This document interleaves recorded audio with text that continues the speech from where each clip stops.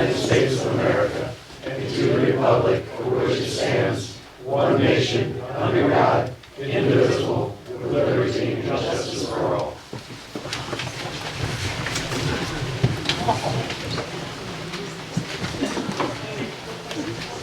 Curry. House. Present. Mr. Long. Present. Mr. Mueller. Present. Mr. Newton. Present. Mr. Schaefer. Mr. Zerler. Present. Chairman Magnuson. Okay, we're going to form for the meeting, start the meeting. Look at the minutes from the November 10th meeting. Everybody have a copy? This is our regular meeting.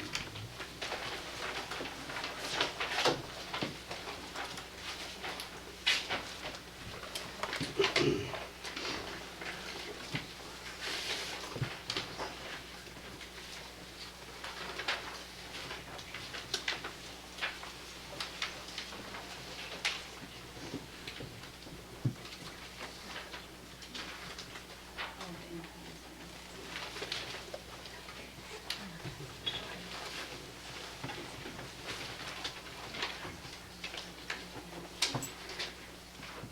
Will we approve the minutes as presented? As printed? I'll second it.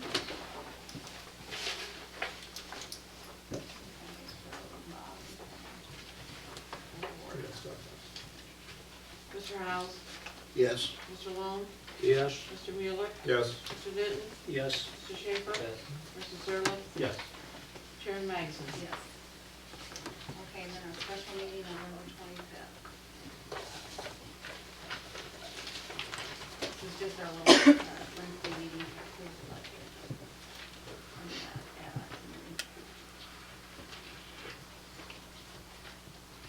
please send that.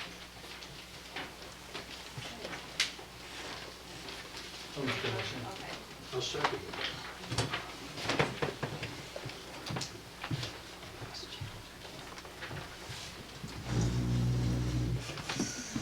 Mr. Long. Yes. Mr. Mueller. Yes. Mr. Newton. Yes. Mr. Schaefer. Mr. Zerler. Yes. Mr. Howes. Yes. Chairman Magnuson. Okay, this is the portion of our meeting that we've got public comment, so if anybody would, I would like to start. okay. I spoke to some of you personally, but was not able to reach out to all of you, so I'd like to share some information with you prior to your decision tonight on the emergency manager agency director position. 2 days after the October meeting, on a Thursday, I received a phone call from Colleen Magnuson, who wanted to let me know something. According to her, she was talking to Gary Smith from the Journal-Star, and Gary brought up how the EMA position was a conflict of interest with my position as publisher and reporter at the Stark County News. Colleen repeatedly said she did not feel comfortable with me reporting on the meeting and chosen John Valentine to report instead. Colleen and Fulvio both contacted Jim Nolan to complain, not realizing that I actually serve as publisher. Colleen essentially gave me an ultimatum: stop reporting or resign, adding, "You can't resign, you do too much for us." She believed, but she could not tell me how, my position was a conflict of interest rather than letting our readers decide, and she kept saying she was tired of the good old boys club. The Illinois Press Association and my own lawyers concurred there is no conflict of interest unless I had a voting position on the county board, which I do not. Colleen later agreed to disagree and changed her story to say that Gary Smith, she brought it up to him, and for what reasons I do not know. At the October meeting, I was asked to reach out to Marshall County regarding Enhanced 911. 48 hours after the immediate disagreement of our conflict of interest, Colleen informed me she would contact Marshall County instead, which I agreed. Marshall County attended the November meeting and made a presentation recommending that EMA be on the committee that is formed. At the conclusion of the November meeting, Colleen asked me to be on the committee, still in public session, and despite objections from Fulvio, I agreed to be. Fulvio claimed during the meeting that the Enhanced 911 information presented by myself was misleading, although the information meeting held in August with Colleen and Bob Mueller present. Colleen asked me to report the information as soon as possible to the public, and at the time Henry County was our only option being explored. The information had changed since that meeting to the November meeting, as you heard in the update. After the meeting, Colleen later approached me to tell me that she had to contact Marshall County and I had not been doing my job, although she volunteered to, and that she deserved my pay for the past 2 weeks and to hand my paycheck over to her, physically making a hand motion to turn over the paycheck. It was at the special budget meeting on November 25th that I discovered I was not on the committee, although I had done the most research on the subject of anyone else in the county, and many of the other committee members' participation was subject to my selection on the committee. I then received a letter Friday stating my term is over and to return all my items December 31st with no explanation. The entire process has been mishandled and leaves our entire county to suffer, not on a valuation of my job performance. An online petition gathered 330 signatures and 67 comments from taxpayers who elected you to your positions to retain me to my position without lapse. This room is filled with more supporters than I could imagine I'm grateful for, but who should not have to come out tonight just because the newspaper and myself printed facts and some do not like it. I'd like to speak also. I would like to address also the reappointment of the EMA director position that is on tonight's agenda. I have read the letter from Chairman Magnuson to Jason Musselman, and it is clear from that letter that the chairman intends to replace Jason as Stark County's EMA director effective January 1st. This letter states that Jason is to turn in all EMA equipment and records by December 31st, and that following January 1, the chairman will appoint a qualified candidate to the EMA director position. No reason was given for removing Jason from his position as EMA director. When I was first elected 5 years ago, it was very humbling for me to realize the trust and responsibility that the Stark County community had placed in me. As elected officials, we all have a great responsibility to always act in the best interest of the citizens of Stark County, to do what is best for our community, not for ourselves. Removing Jason Musselman as the Emergency Services Director for Stark County is not acting in the best interest of the people of Stark County. I have worked with Jason in his capacity as the EMA Director for the past 3 years. He is a huge asset to this county. He is extremely knowledgeable in his field, very hardworking, and dedicated to this community. When an emergency does happen in Stark County, I want Jason to be there because he knows what he is doing. This action to remove him from his EMA position cannot be related to his job performance, which by any measure has been outstanding. I believe his removal is motivated by the personal feelings of the leadership of this board. When an elected official acts in their own interests or uses their public position to carry out their own agenda, they are committing an abuse of power and violating the trust that is placed in them by the public. These actions cause the public to lose trust in all of their elected officials and in their government. I do not want to see this happen in Stark County. My husband and I moved back here after our daughter was born because Stark County is a supportive community that works together to make this a great place to live and to raise a family. Petty politics and actions motivated by retribution have no place here. Please do what you are elected to do. Do what is best for all of the citizens of Stark County, and reappoint Jason Musselman as the EMA Director. I'm John Ballantyne, and I wrote a comment on the petition. There's absolutely no reason for Jason Musselman to not be reappointed to the Emergency Services and Disaster Agency's directorship. His diligence to Stark County, and to detail has been impeccable. He is highly qualified to continue in this position and has given his time and efforts to bring this agency up to standards that is commendable. This is clearly retaliatory in nature and quite blatantly biased. I'm here on behalf of the City Council for Tewan. I no longer serve there, but I did for 7 years. I'm also here as a citizen because I did reach out to the public, and I'd be happy to give you one of these. This is a list of everything that the citizens are aware that Jason does. If you equal out what his pay is, less than 97 cents per citizen per year for everything that he covers. Full page here.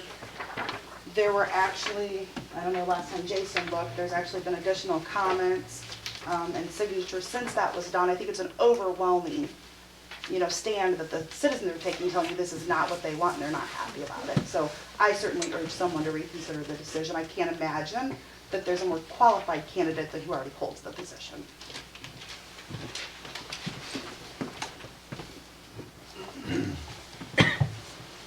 Lonnie Wilson, take a moment here just to, in support of reappointing Jason Musselman.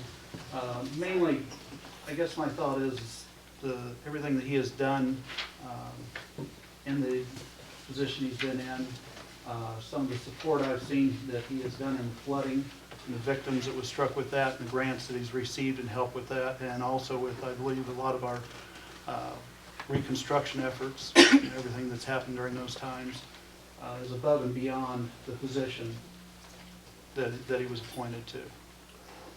We also have to look at the situation that retention and training of someone new to this position is going to be costly.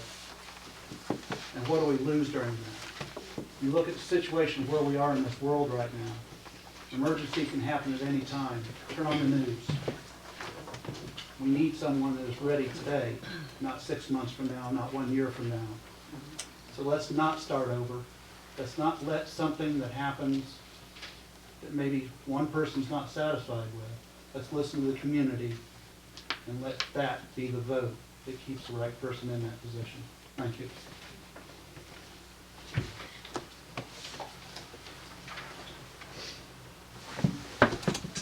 I'm Doug Milby from West Jersey, and I just want to put out that how fortunate Stark County is to have an individual like Jason come back to this community and serve it.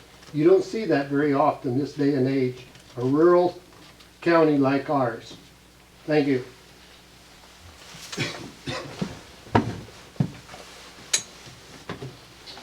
I'm Ron Musselman. I'm here as a past board member. As you know, I was vice chair for several years, and Mike Bigger and myself, I feel, worked very hard to get this EMA position going. We had some problems in the beginning, and we built on it. And Mike appointed Jason to this position because Jason was very excited about advancing this. I'm not here speaking as a dad. I'm speaking as what the county needed and what he provided. And if you can find somebody else that is willing to do his job the way he does it, I want to know who it is.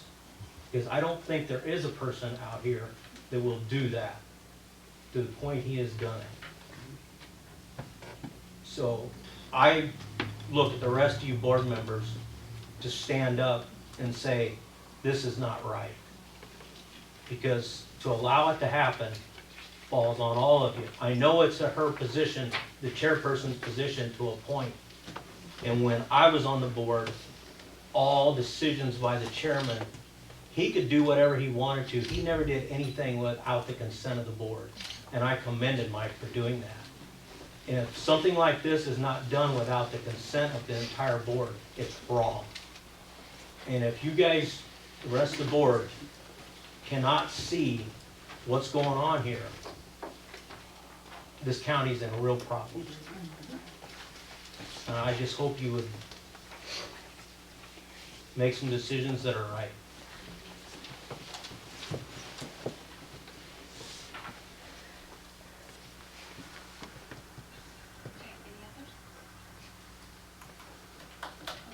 Okay, Mark, I'm gonna let Mark, Renee, is it okay if I let Mark go first? You can let everybody go first if you want. He wants to.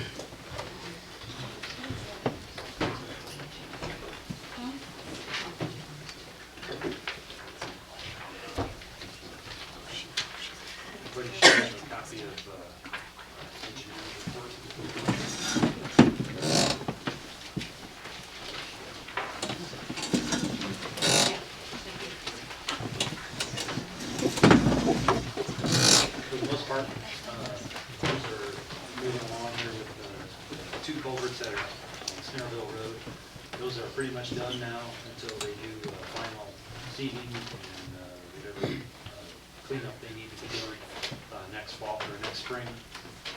Then at the south project, they also need to be doing seal coating But other than that, those projects are done, and it should be in pretty good shape until spring comes around, we'll get everything seeded and wrapped up and closed out. The other project that we're working on is the Holmes Road. If you've traveled that way very much lately, it's a total mess is what it is. The road is about 40% deteriorated, which for a roadway, you usually have bad spots.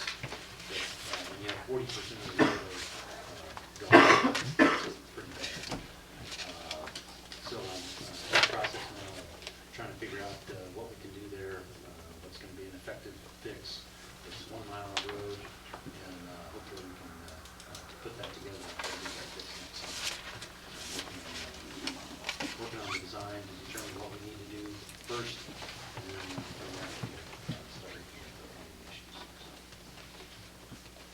On the technical side, been working with IDOT to do compile the final quantities and the documentation for the Snowville projects. Like I've said before, everything that goes into those projects, I've got to have documentation that meets all the requirements and all that. So it typically takes quite a while to finish all that stuff. Get all that information from the contractor. I'm also in the process of doing bridge inspections. I'm working on county bridges now, and then in January I'll start on the township bridges. We've got 74 structures in the county, and so I'll be inspecting all of them in the next several months. And then also working on pavement preservation design for next year. We do a pavement preservation project every 2 to 3 years. So next year we'll be doing one, and it'll be in the neighborhood of about 15 miles of seal coating work on county roads. So in the process now of trying to put that together. On the maintenance side, the guys have been doing some patching. Again, it's on Holmes Road. That had become almost a war zone down there. Pretty deep potholes. So we finally got it's dried out enough to where we were able to get that patched. And I know we've got some bad spots down on Duncan Road that we need to address also. So we should be able to get to those this week. Get at least the bad spots fixed up. The guys have also, this time of the year, they're in the process of getting everything ready for the snow season. So they've been working on all the equipment, kind of putting everything, changing oil and filters and hoses, and just giving all the trucks their once over to make sure that everything's in tip-top shape, ready to go for when we have to start plowing snow. Of course, we already did a little bit of that. And then snow removal preparation. We make our own salt brine. Tanks that we mix that with our beet juice. So the guys will be in the process of making the salt brine for us. So we need to get that pulled together. And the last thing is the Township Road Commissioner meeting. I've got a meet with them tomorrow. This is our annual, one of our meetings that we hold each year. The one in December is when we go over, kind of wrap up the 2015 MFT expenditures, and then also plan for the 2016 MFT expenditures. And on that note, there is some good, yes, well, we don't have the money yet, but it has been passed. Yeah. So we will be receiving finally all of our past MFT withholdings that the state had held because of the impasse of the budget. So as far as the county goes, we should be receiving somewhere in the neighborhood of $50,000 to $60,000 now that will be released to us. Probably do that over about a 6-week period. And talking with the state, they said that they can process 1 month's worth each week. So each week we'll be getting 1 month's worth of our MFT. So over the next 6 to 7 weeks, we should be caught back up, back in shape, back to normal. So this is that Senate bill? moved out yesterday, Yes. going to the government, Yeah, it was passed. 2039 or? It was passed quickly by both houses, there really wasn't much opposition. And it happened to be in the Sun. So that's great. So then the last thing I have is, I've got a county engineer, Mr. on Thursday.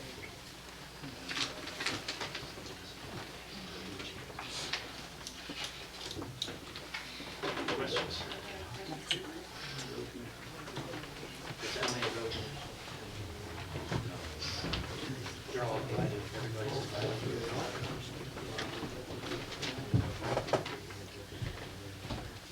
Oh, yeah, no, we've been talking to them, they sent out invitations.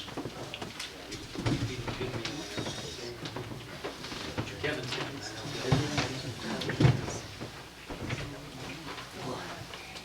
I'd like to say something on behalf of myself, and I'm sure Mr. Newton. I'd like to thank the Journal Star, or not the Journal Star, but the Star Courier and the Star County News, and for the press release article that we released on the Snareville Road projects, and we wound up on the front page of the paper, I think, in Kewanee, and I'd like to really say thank you to Mr. Otten, because his people had to work virtually by themselves half of this year while he managed that construction project. But it wasn't just one construction project, it was two, because Kern Construction had one contract and Autobahn had another. So he didn't go in and talk with one person and it's all done. He had to work with two different groups. And some of it was difficult, it took a long time to get it done, and I'd like to thank him and the employees of this department. I really appreciate that. The guys did not like being on the front page. Kevin offered to work the whole 18 hours if he didn't have to have his picture. They were still putting gravel down at 1 o'clock in the morning to get that done, so that, because they hadn't taken the roller away, the vibrating roller, and we could use it the next day. And so it really made a big difference in how the gravel went down and what they did. But they're really being commended, because this started out with a PowerPoint presentation, and I made the board suffer through all of that, along with IDOT and FEMA, and he did a tremendous job. I mean, this was not something that came up, and it was $1.2 million. And so for a little old Stark County to get $1.2 million when everybody's broke, I think he did a really good job. I appreciate it.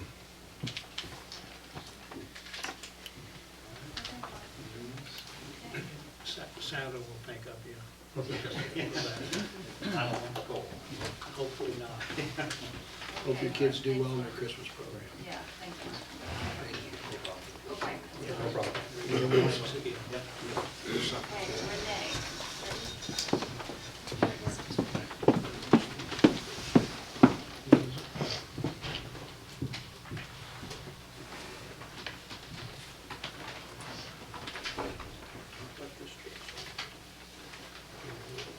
I'm going to start with the reappointments of the Board of Appeals.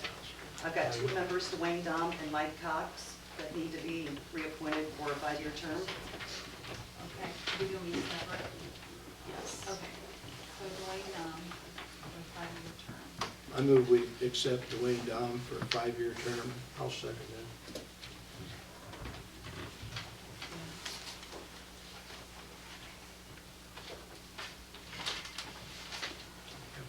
Have both of these, They served before. they said they would accept Now, the we're all nomination. serving. Yes. Very good, thank Do they have a choice? you. Nobody waiting at So one. Dwayne, so, you need a motion? Yes. Tom, and who's second? Bill. Bill. Bill, okay, so we'll have full board. Dwayne, 5 years. Mr. Wheeler? Yes. Mr. Newton? Yes. Mr. Schaefer? Mr. Zerlo? Yes. Mr. Curry? Yes. Mr. Howes? Yes. Mr. Long? Yes. Chairman Magnuson? Yes. And Mike Cox, is the next one for a 5-year term. I move we accept Mike Cox for a 5-year term. And Al seconds.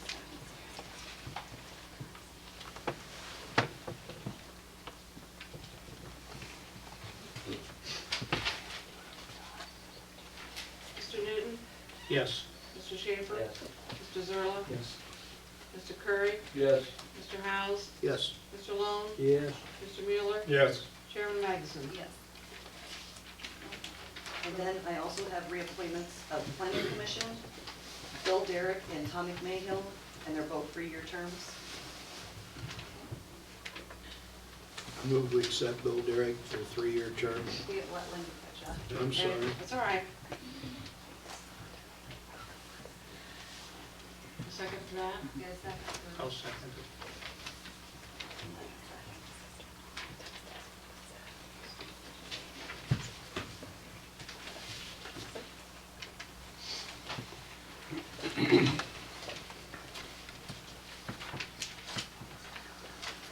This is for Bill Derrick.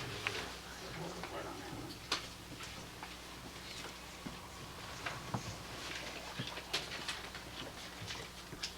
Mr. Schaefer? Yes. Mr. Zerlo? Yes. Mr. Curry? Yes.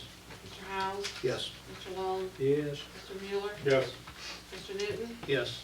Chairman Magnuson? Yes. And Tom McMahill. I'm- 3-year term. I move we accept Tom McMail for a 3-year term on the Planning Commission. I'll second it.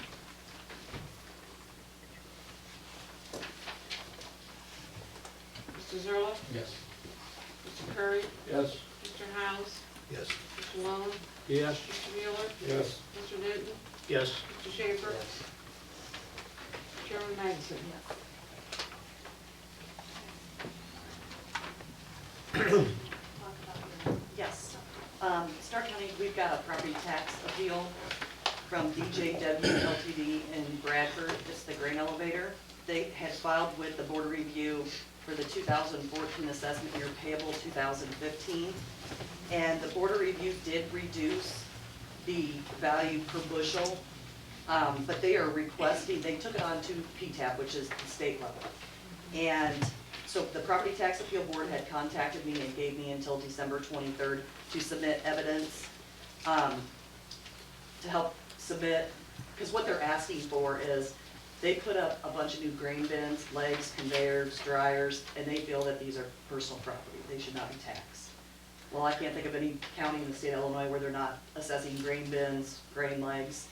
So I had submitted a letter to all the board members on October 1st, because if they're asking for more than a $100,000 reduction in assessed value, I have to submit to all the taxing bodies. So everybody should have got that letter. And I've also requested a 60-day extension with the Property Tax Appeal Board in order to submit evidence, and I've hired an appraiser out of Spring Valley. So that's what the update is. I have not received anything from Property Tax Appeal Board if they're going to extend it, which I'm sure they're going to, because December 23rd is coming up pretty fast. So she had, the appraisal's gonna cost, what, $3,500? Yeah, it's gonna be around $3,500. I don't, it really shouldn't come out of GI, so we'll probably take that out of the contingency fund. Yes, because I don't have anything, line item in my budget to pay for it. And really, it's not something that's affiliated with the GIS, so it would have to come out of something. Most of that is probably replacement from storm damage. This was all brand new. From So storm this is- damage. this is- No, Some of it was storm some of it damage, was- Is yeah. this being done anywhere else in the state of Illinois, trying to challenge? Not that I'm aware of. Okay. And this company has, They've got 2 other facilities, Bureau County and Henry County also. But they have not filed with the Property Tax Appeal Board in either one of those counties. And I know in Cambridge, they've also put up grain bins about the same size within the last couple of years as they have in Stark County. And they're being taxed in Henry County. Do And it's we, very similar to ours. do we need to retain counsel for this if you? No. Can you contact other counties and find out what the procedure is to I be have. consistent? I have done that. I mean, every county's different on a per bushel basis, but I have checked out with Henry County, and Henry County is very, very close. The facility they have there with the facility we have here, the price per bushel. And I did type up a letter for all the board members here. This is all the taxing bodies within that district and how much money the county, the township, the school would lose if they would happen to win at the state level, and it is considered personal property. We certainly don't want to discourage anyone from having a business in Stark County, but I think that, if they- $32,000 is a lot of tax money if they would happen to win this. And I don't think they have a chance, because if it happens in Stark County, it's gonna start happening in every county. Did Putnam County have an issue like this, and then they got the appraisal? They did, it was a similar issue, they weren't asking for it to be personal property, they were just they were asking for a reduction per bushel. Oh, And I think the appraisal actually came out higher than what the county was taxing it at.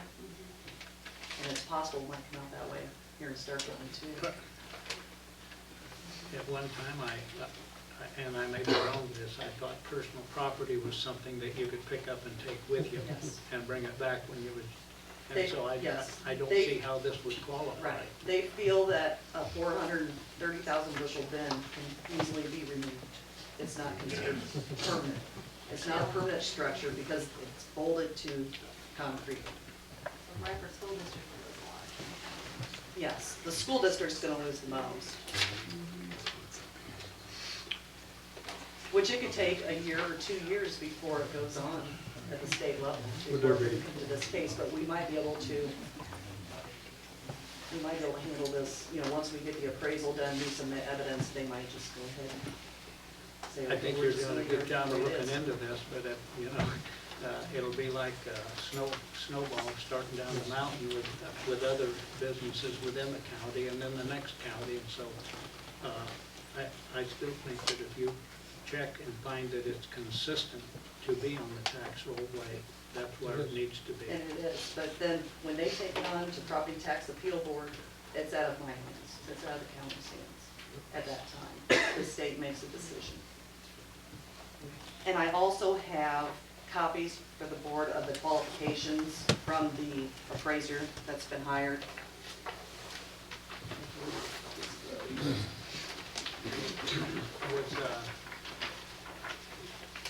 Were they unhappy with your assessment? Is that what prompted it? Yes, Is your assessment consistent with other elevators in the county? yes, You have that to back you up? yes. All right. Which, Qualified, the majority of the elevators here in the county have older bins. I know Rumble's here in town, they put up newer built bins, but there's also older ones around there. Where this facility, it's mainly all new. But they are very consistent, Well, I think it's a price good, per bushel.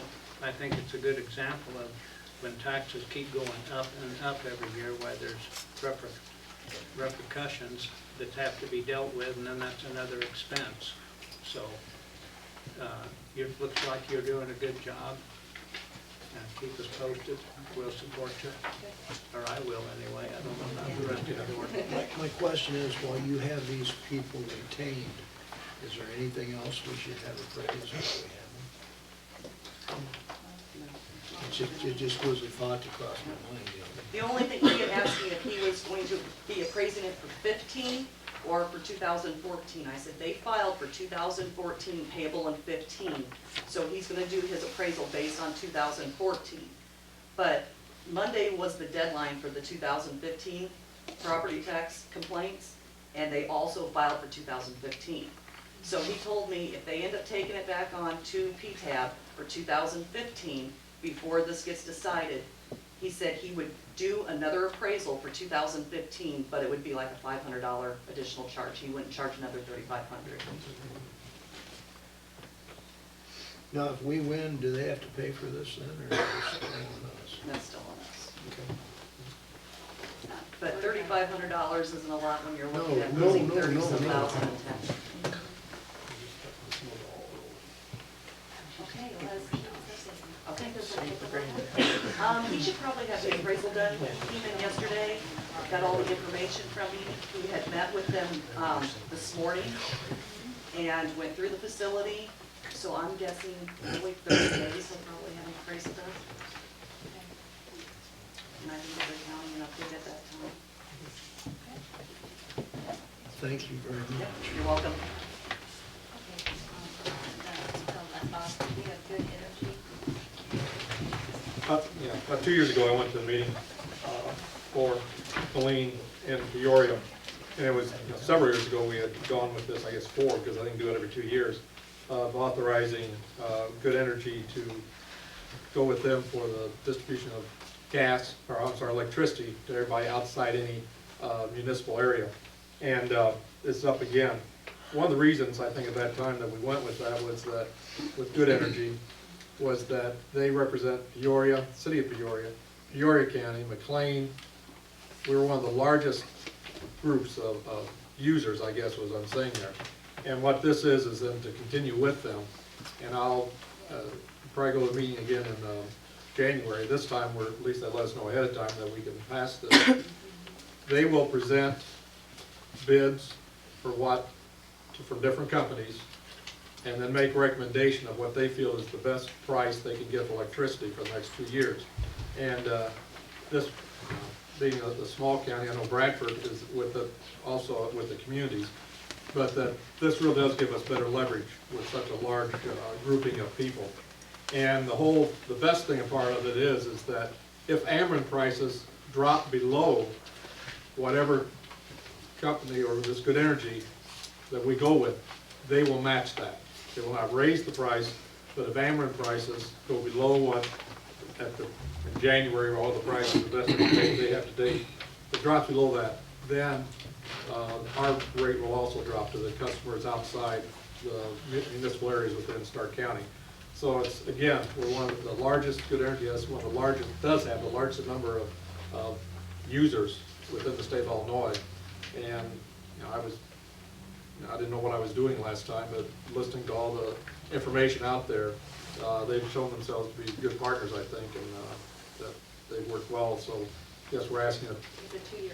it's 2 year, I'm trying to think what it is on that, but that this time, last time, we didn't know what we were doing. I called Colleen, I said, we might be in trouble, but I'm gonna have to sign something for you.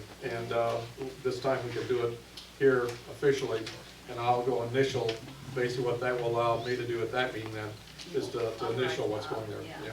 Authorize the bond to be our bidder. And they'll let me know, they think it's gonna be mid-January. They'll let you know. So we gotta do 2 separate resolutions. Energy bid is the first one, and then the extension agreement. And they're both stated. Do you have both of them? I have this one. Service agreement. Yeah. Two separate. And then, It's all together. Mr. Arnold? Yes. There's 2, I think. We have 2 separate resolutions here, we'll pass. There's the resolution authorizing execution and then the amendment. Okay, so let's start with that one. And move that we approve the resolution authorizing execution of a service agreement for the supply of electricity for residential and small commercial retail customers who do not opt out of such a program. This will be done with Good Energy. I'll second it.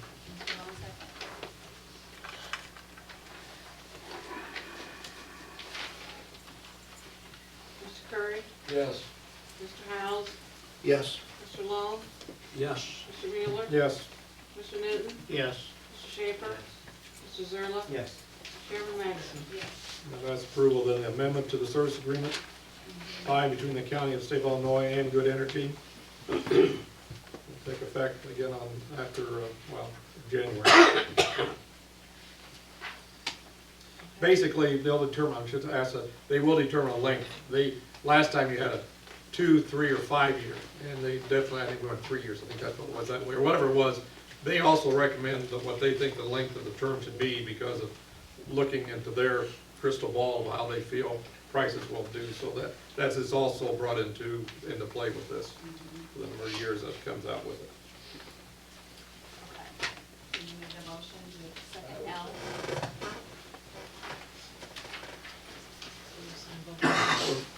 For what it's worth, they represent about 375,000 people. At least, yeah, I thought it was more than that, but it's a lot. Mr. Howes? Yes. Mr. Long? Yes. Mr. Mueller? Yes. Mr. Newton? Yes. Mr. Schaefer? Mr. Zerla? Yes. Mr. Curry? Yes. Chairman Magnuson? Yes.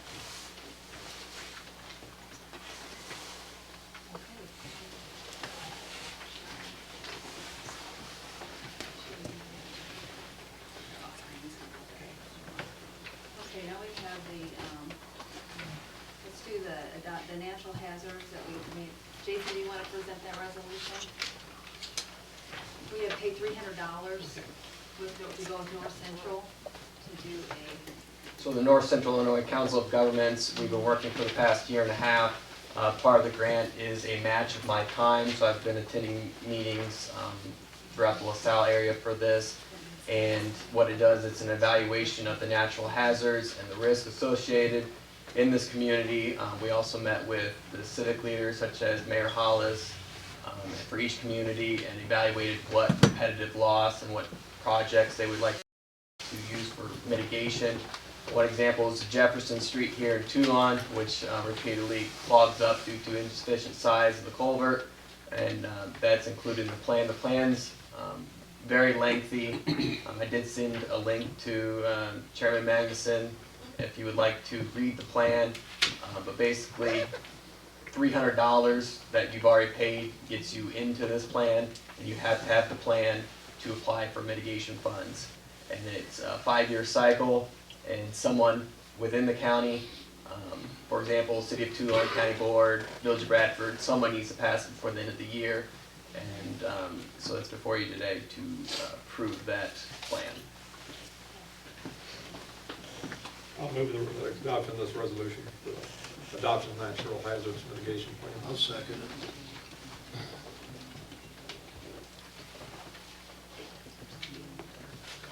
Mr. Long? Yes. Mr. Mueller? Yes. Mr. Newton? Yes. Mr. Schaefer? Mr. Zerlo? Yes. Mr. Curry? Yes. Mr. Howes? Yes. Chairman Magnuson? Yes. Okay, then did everybody get a copy of our meeting dates for next year? Yeah, and I'd like to ask you to change the one in April. That Tuesday is the annual township meeting for all the townships to stay on the line. Can we do it on Wednesday or Monday, please? What do you think?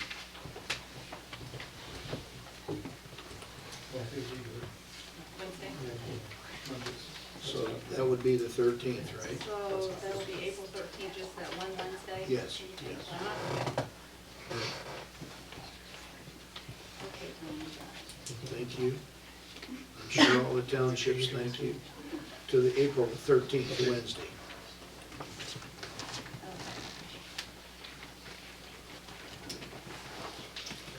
Is Evan Boswell here? I have a major issue with our website. I actually think it's still down, isn't it? Is it down? He's having a hard, you know, remember Evan that we had come, he was gonna contact, he's having a hard time, getting, I don't know who had it, I don't even know. Oh, Hefner and then somebody before that He too. can't get access to the domain, and I had told him to come to the county board meeting and explain his frustrations, but I think the website's important to our county government. So, I don't know, he's getting awful frustrated. He can't get access, I don't know if it was on his personal account or something, and he doesn't want to give it up, or, so anyway, I had asked him to come, but I don't guess he's not here, to give an update and discuss that. Okay, let's do the last resolution, and we'll move on to our committees. Mr. Owens, would you like to come up and explain, did you guys all get a copy? No? Well, this is the paper coming up. Here, this is the resolution that we're just gonna finalize. You know, I feel more comfortable if everybody had a copy of Oh, yeah, I thought they did. Oh, yeah, you were right. And then I'll explain what we're just cleaning up.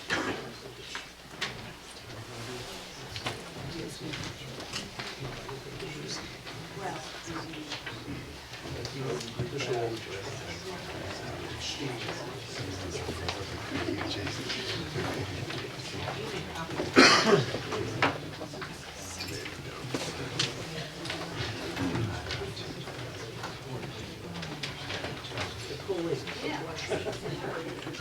Jason's situation, is there something we need to have in executive session? Or is it just something we're just gonna let it sit? I mean, I don't know, maybe people wanna have a say something. I don't know. just seems like kind of a,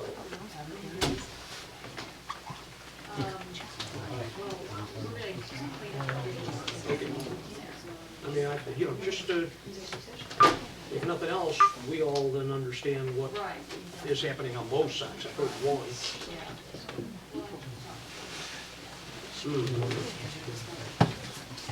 It's just a suggestion, maybe we need to talk about it. I don't know.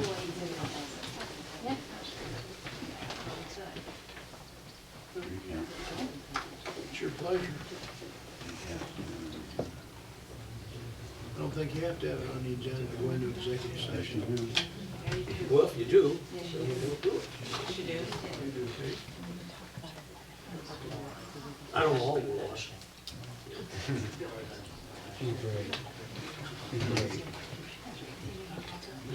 Then from now on, we put it on every agenda that we can go into executive session if we need to. That takes care of that.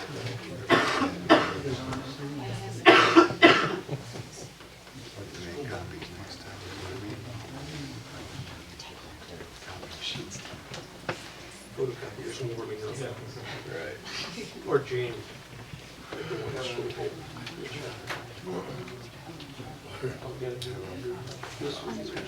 Yeah, or you're out of ink or whatever it is that goes in it. Well, that's very real. It gives a signal. It's a Jane.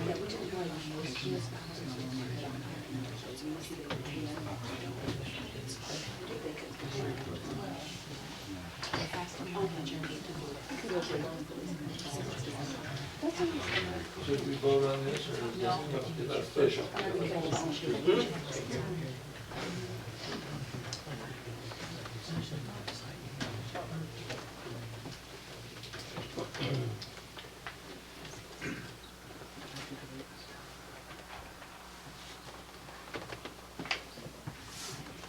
Yeah, took a little bit of time.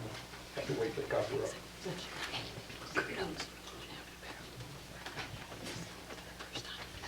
And when you show up in the morning to make copies in the library, you open up one on the floor, with the paper, you don't change. And you waste 4 pieces of paper. I don't know, it sits overnight, can you stitch together, fold them out? No, they're not printed on, they're just jammed up.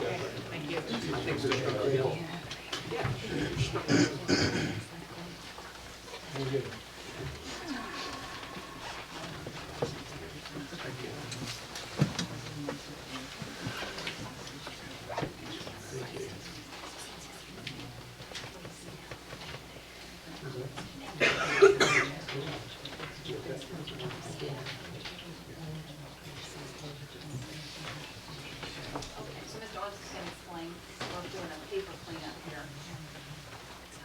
In researching this issue, I think it's a good time to review what the responsibilities of this governing body are. And when making an appointment, it can be distinguished between the role of the chairperson and members of the county board. In researching this issue, everything went out the window.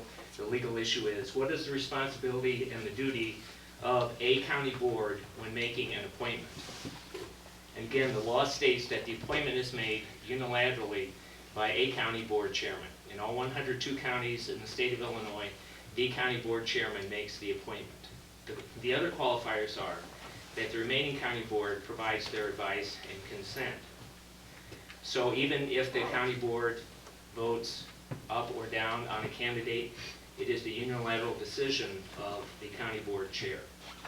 I read the Constitution of the state of Illinois, county board statutes, the County Executive Act, read case law. I contacted the civil divisions of the state's attorney's office in McHenry and Lake counties. I contacted the 3rd District Appellate Prosecutor. And as stated earlier from the gallery, with somebody in the know, it is very simple. The county board chairman makes the unilateral decision with the advice and consent of the county board. This is not dissimilar, if you're looking for an analogy, to a zoning issue. The Board of Appeals makes a recommendation, the Planning Commission makes a recommendation, but it is ultimately the county board who makes the decision on a zoning issue. So, quite pure and simple, that is the legal standing. The most recent legislation on this issue doesn't really apply to Stark County. It applies to counties outside of the Chicago area with populations of between 300,000 and 2 million.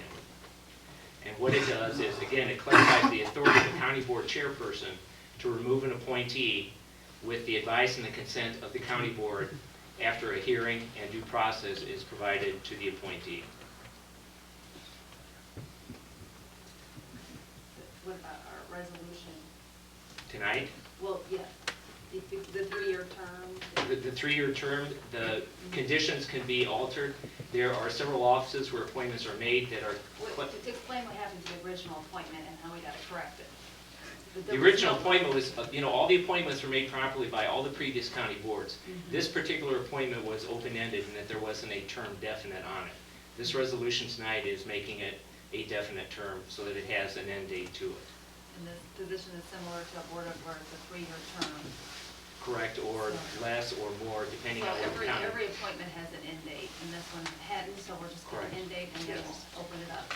And similarly, in other counties, supervisor of assessments are appointed, county engineers are appointed, and those terms are specified in the statutes. So this is clarifying an appointment made from 2012. Okay, and then the appointment will be vacant, and we'll take applicants. I'd like to make a motion that we don't take action on this tonight, so that I'm consistent. Every month, almost, we'll have someone come through that door, breathing because they barely got here, and they have something that they want us to take action on and approve it. And I've always resisted taking action. I like a little time to think about things, and I'm the same way with this. And I would like no action taken tonight, and so that we can think things about it.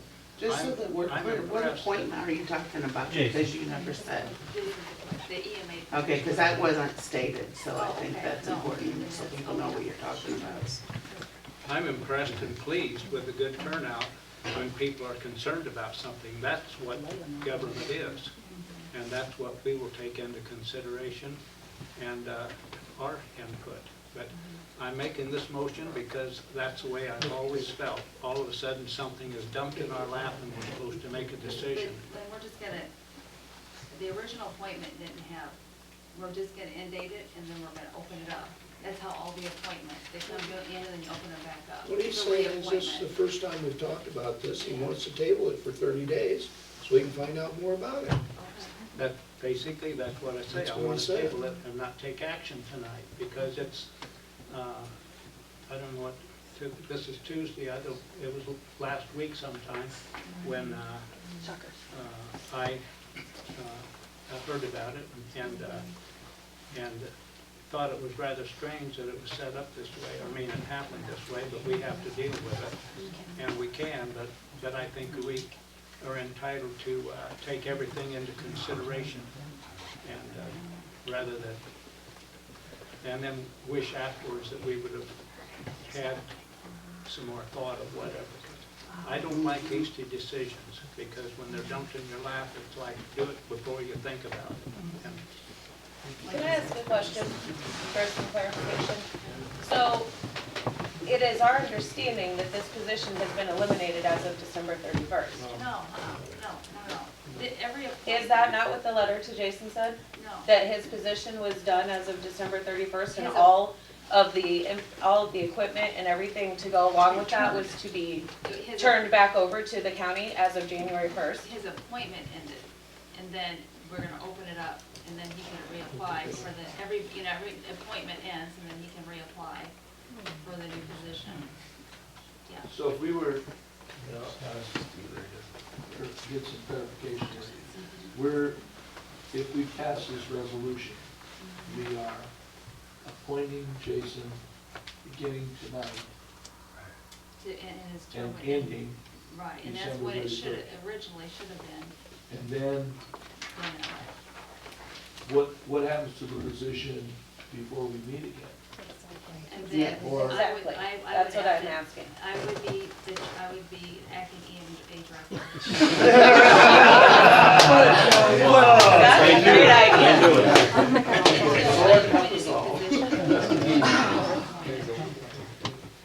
So what do we? Isn't that a What conflict? if we're assuming how long the period is going to be after December 31st? Well, I mean, I talked to Kathy Spellman in Dixon, and I could be acting EMA chair until a new appointment is made. This thing But happens, what- it's happened before. What is our, You mean, how, it can when set the vacant next for a month. resolution comes, Mhm. what length of term would it be? With 3-year term, or we can make it as long as we want, we might just do 1 or 2 years. There was the original, didn't have an end date, and all appointments have an end date. What what I want is this resolution to be ignored now, and his employment, let's call it, will continue without a sunset date, as it has been. And then after we have had time to evaluate all of the things that need to be considered on this way, then we'll have to take action. But I do not want that tonight. I think that we need time to consider it, what we're doing and why. May I address the county board, please? On that point, there may be additional conditions. It has the authority of the county board to impose any conditions they feel are appropriate within an office. And if that's a motion, Mr. Newton, it's quite possible to extend the appointment to January 29th or whatever. It could be a very short term, it could be a 30, 60, 90-day continuance, and that is permissible. Thank you.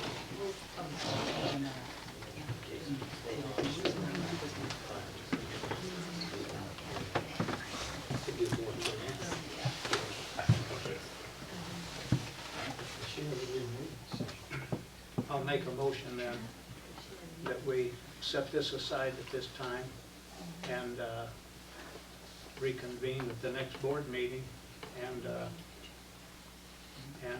see where we're at on our thoughts and what we want, how we feel about it. I think as many people as are here and are as concerned as they are, I don't see that setting this thing aside is all wrong. And I mean, your electors are speaking out here, and they're talking to you, and we've listened to them. Even though the final authority is with the county chair, I understand that. No matter what we do, it's still going to be up to her. But what I'm saying to you is, I think we need to take some time and look at this thing and see where it's at. Question? Yeah, public comments is over.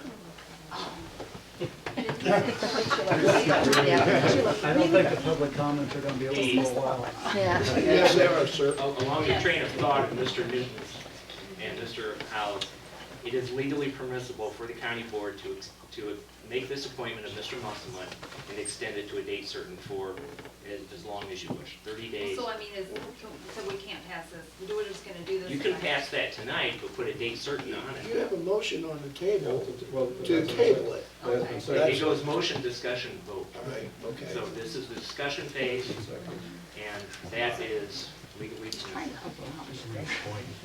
And the next regular meeting in county board is Tuesday, January. Yeah. Just threw them away. You gonna second? I'll second it.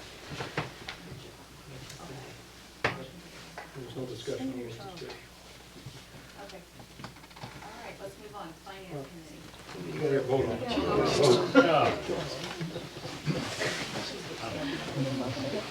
Mr. Mueller? Yes. Mr. Newton? Yes. Mr. Schaefer? Mr. Zerlo? Yes. Mr. Curry? Yes. Mr. Howes? Yes. Mr. Long? Yes. Chairman Magnuson? Yes. Okay. On finance. Okay, basically, real quick report, I think we're waiting on some final figures from our accountant, but looks like we ended about $62,000 short. But what's interesting is, without a doubt, the main main source there. One thing is that between the county sales tax and the safety tax, it came up almost $150,000 short of anticipated revenue. And this is what really precipitated the need to pass a very stringent budget for next year. Also, about $38,000 from state reimbursements for salaries for the different people that we didn't get the fourth quarter on.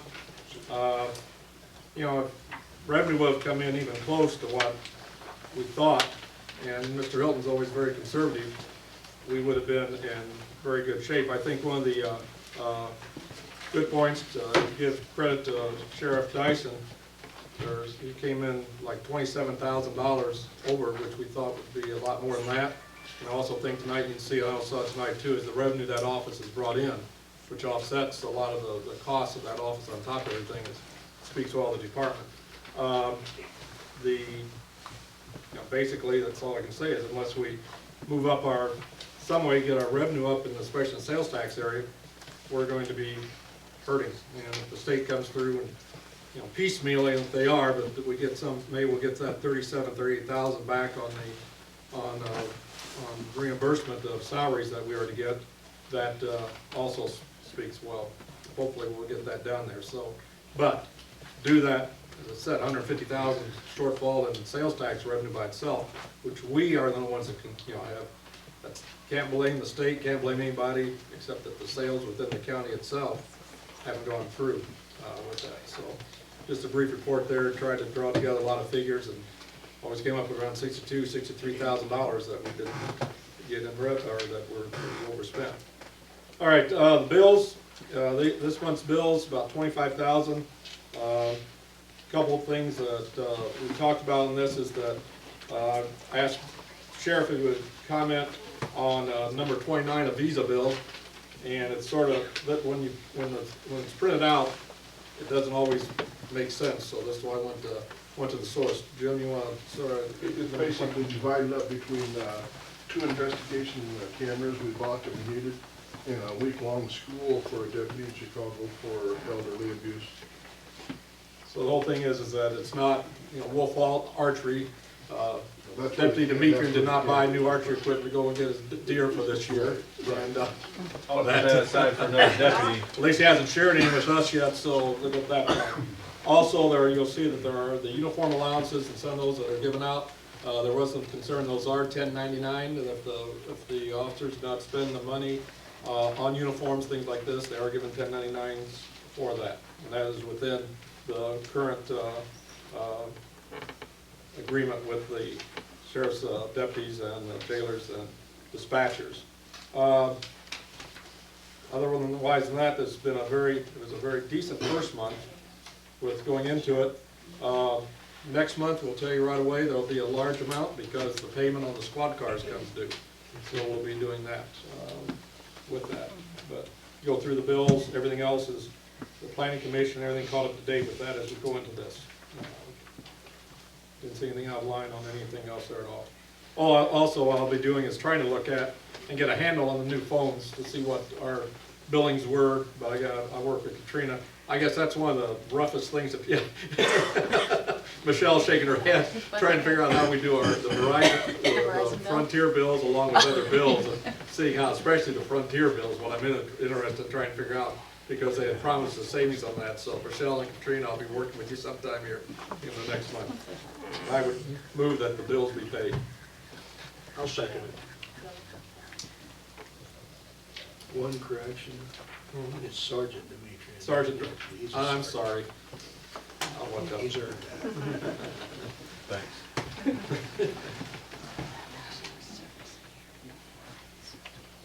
Mr. Newton? Yes. Mr. Schaefer? Mr. Zerlo? Yes. Mr. Curry? Yes. Mr. Howes? Yes. Mr. Long? Yes. Mr. Mueller? Yes. Chairman Magnuson? Yes. Okay, on my committee, the nurse practitioner program is back. But when she was gone, the health department paid every one of the benefits they'll pay prisoners. Improved. So that was nice out of our health department account, but it is back going. And Beth Smith keeps contacting me. She'd love to come and talk to us. And I said, I think my board is us, but be careful she comes and talks to us about having a smoking ordinance on the, No. so you don't mind? No. Okay. When are they coming? Well, I told her she could come in January. I said, I think my board's resistant, but she'd still like to. I get my date. Okay, I'll have her come. Otherwise, Tom was at our last meeting, do you have anything to report? No, it was a very, very, very constructive meeting. I thought you guys were doing real well. Bill or Al? I have nothing. Well, I talked to the sheriff yesterday and he said everything's good, so. Okay. Nothing? Okay. Jamie? Anything? Can I ask a question? What's gonna happen to economic development when Denny Rewerts' term expires as he's resigned as of January 1? I mean, I don't wanna put anybody on the spot, but I'm just saying, you know, are we gonna continue with it? Where are we gonna be? Wyoming is hiring their own economic development. Okay. But they still would be interested in keeping, we want to keep this going. In fact, Danny's going to call another meeting, 1st of January. Okay. We would like to keep it going. It's going through a split phase, but we'll have to see. But our last meeting, Wyoming wanted to pull out and hire, and I do see that they passed on a council that they hired, well, they want to hire their own. So we'll go from there, but we'd like to keep it Is going. Bradford still in, or are they? Well, it's just all up in the air. Okay. I know the consensus was if Wyoming wasn't there, it wasn't gonna, but we'll see. We'd like to keep it going. While everybody's here, we want to remind you that if you shop at home, every dollar you spend at home stays here 3 times. I'm sure you all know it, but it really helps. I can't say it often enough. It's awful to go to Walmart. Public parties go for But if you can spend it here at home, it makes a big difference. Oh, yes, the Legion, hey, you guys, come on up. Did you come here for the flag stage? Yeah. Yeah, come on.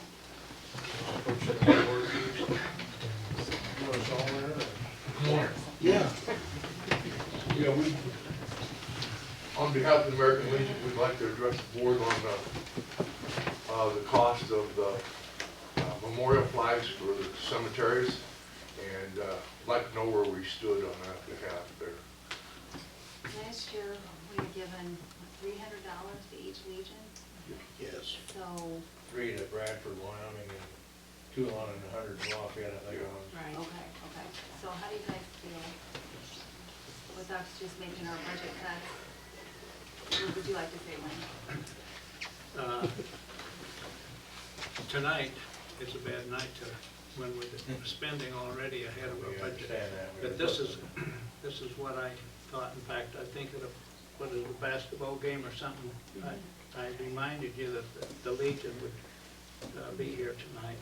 But in fact, I suggested that if you didn't want to come, because there's too many meetings to go to anyway, but this is what I think how we ought to look at it. About April would be a good time to come back, and we'll make it well known that donations are necessary for situations like this. And I think that the county, and maybe outside the county, because all across the nation, people have loved ones in cemeteries where they don't live. But I think that donations will meet that need to buy those flags, because by that time you know how many flags you're going to need and about what is necessary. And I really feel that the community, the county, and whatever area it goes to will make donations that will way exceed what you're asking for.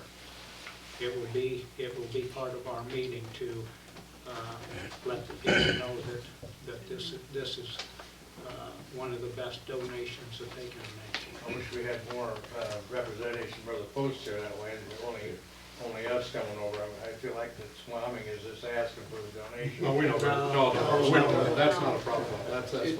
In fact of the matter is, while you're here, I challenge the rest of you, I'll put $100 in there.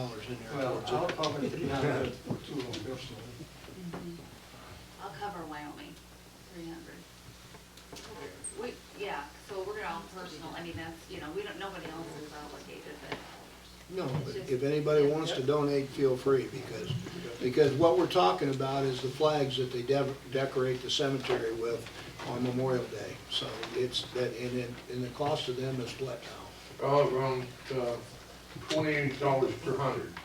And how many hundred do you use? $109 for a gross. A gross, yeah. Yeah, Okay. we replace probably 200 of them a year probably, you know. We don't leave ours out all year long. Bradford leaves theirs out all year long, which is nice for them to do that. But we don't leave ours out. We try to retrieve ours after, we put them out a week or two ahead of time and retrieve them a week or two afterwards. And there's still some goes down, you know. My thinking goes a little beyond just a snapshot. It's Christmas time, and I think April might be a better time to seek donations than, Yeah, that would be. yeah, and you want to talk to the other guys, we'll back you up, and I guarantee you'll get the money you need. There's a man back there that would like to add to that. I'll pay for your flags. I'll just pay for them all for the cemeteries. That's the least I can do on Christmas.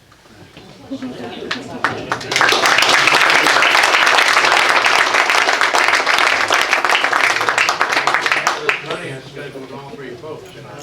Then tear it up in 3 pieces. $25, Thank you, Doug. Thank you, thank you, thank everybody. Thank you very much. You know, a few years ago, Ron was sitting up here and we were gonna tell him we weren't gonna give him any money. They came in the front door and he looked at Bob's story that's passed on and he looked at Mike and we looked at each other and said, no, we ain't telling him. We ain't telling him. And this is important because these are the people that defended us, make all of this possible. And I think it's a really worthy thing. I do. Well, thank you very much and have a nice holiday. Thank you. These legions that have,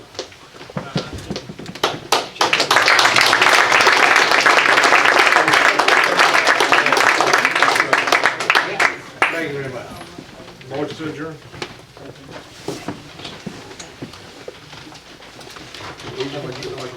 Yeah, the Legion wants you to start World War III every year, so.